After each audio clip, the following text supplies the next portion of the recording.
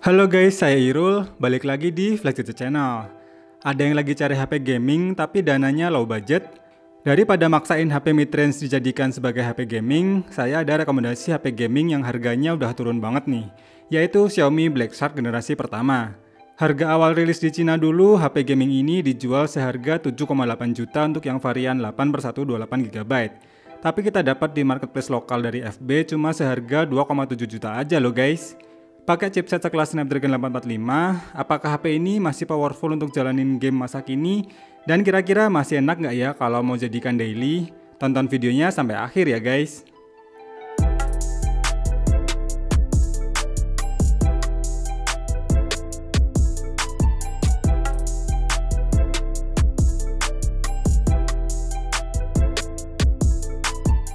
Yang menegaskan HP ini adalah the real HP gaming tentu saja dari desainnya yang udah gaming banget.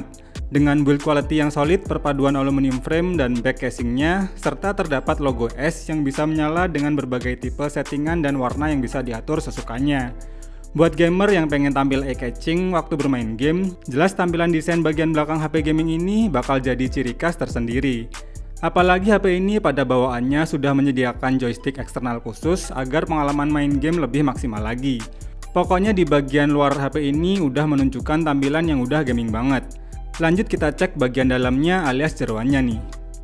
Waktu pertama kali dicek ternyata bawaannya masih pakai OS Android 9. Dan waktu dites pakai aplikasi Antutu versi 9, skornya cuma mencapai 360 ribuan.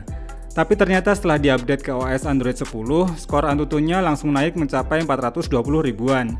Begitupun untuk skor Geekbench 5 tesnya yang menunjukkan perbedaan skor yang cukup terasa sebelum dan sesudah diupdate OS Androidnya. Jadi selain bagian luar yang udah cakep, skor benchmark tesnya ternyata juga masih cakep nih. Masih bisa lah diadu sama performanya HP mid-range terbaru saat ini. Yang jelas sih skor segitu harusnya bisa ya buat jalanin game-game berat dengan settingan terbaiknya. Nggak percaya? Berikut adalah result dari gaming testnya. Game yang pertama pemanasan kita coba dari game yang paling ringan ya, yaitu game MOBA Mobile Legends. Game yang memiliki ukuran data mencapai 4GB ini, settingan defaultnya langsung bisa nih aktifin mode ultra. Dan saat dirubah ke settingan rata kanan, gameplaynya juga tetap smooth-smooth aja.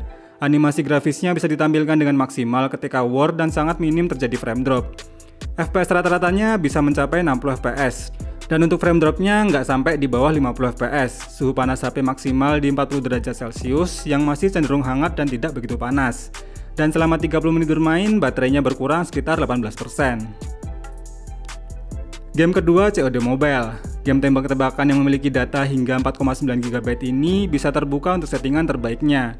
Dan saat saya tes pakai settingan grafis high dengan FPS paling maksimal, gameplaynya smooth dan jarang terjadi frame drop. Animasi grafis 3D-nya juga terlihat halus dan kontrol touchscreen-nya juga terasa responsif. FPS rata-ratanya bisa mencapai 55 fps, namun frame drop-nya terkadang sampai di bawah 50 fps. Suhu panas HP maksimal di 41 derajat Celcius yang masih cenderung hangat dan tidak begitu panas. Dan selama 30 menit bermain, baterainya berkurang sekitar 21%. Game yang ketiga, Asphalt 9 Legends. Game arcade racing yang memiliki data sebesar 2,4GB ini, settingan defaultnya udah bisa unlock mode 60 fps. Dan saat saya mainkan pada settingan grafis high quality, gameplaynya tetap cenderung smooth walau terkadang tetap ada lag di momen tertentu, ketika sedang bertabrakan atau saat full efek animasinya ditampilkan. FPS rata-ratanya bisa mencapai 55 fps dan frame dropnya terkadang sampai di bawah 50 fps. Suhu panas HP maksimal di 41 derajat Celcius dan masih cenderung hangat dan tidak begitu panas. Selama 30 menit bermain, baterainya berkurang sekitar 19%. Game keempat adalah PUBG Mobile.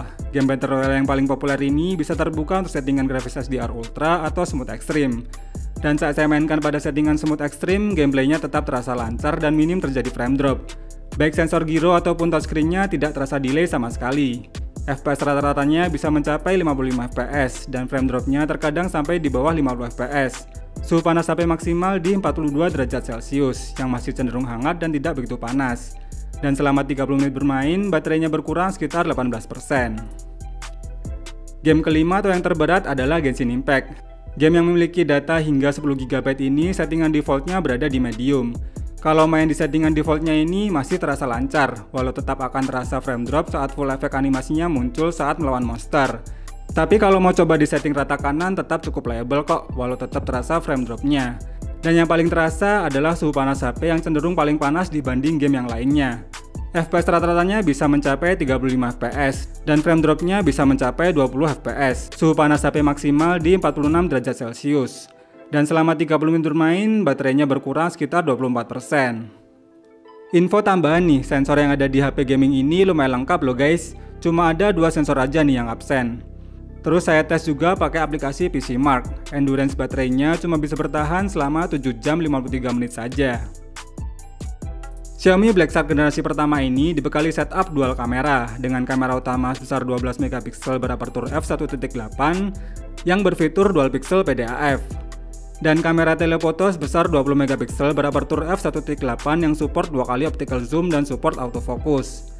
Di bagian depan terdapat kamera selfie sebesar 20 megapiksel berapertur f2.2 yang menggunakan lensa wide. Di kondisi cukup cahaya, kualitas jepretannya masih termasuk oke, namun tetap saja detailnya terasa sedikit kurang. Begitupun untuk kualitas videonya yang kurang begitu smooth. Lihat sendiri aja deh hasil foto dan videonya berikut ini.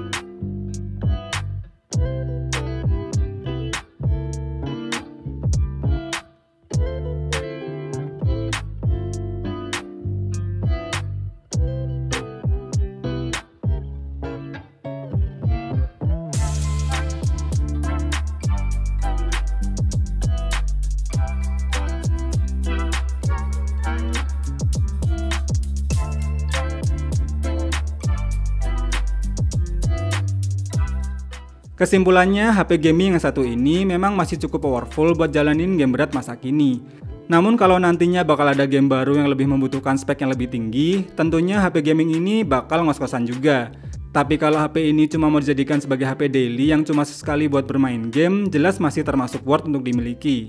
Untuk review per game yang lebih detail nanti akan saya buatkan juga di channel Flash Mobile Game.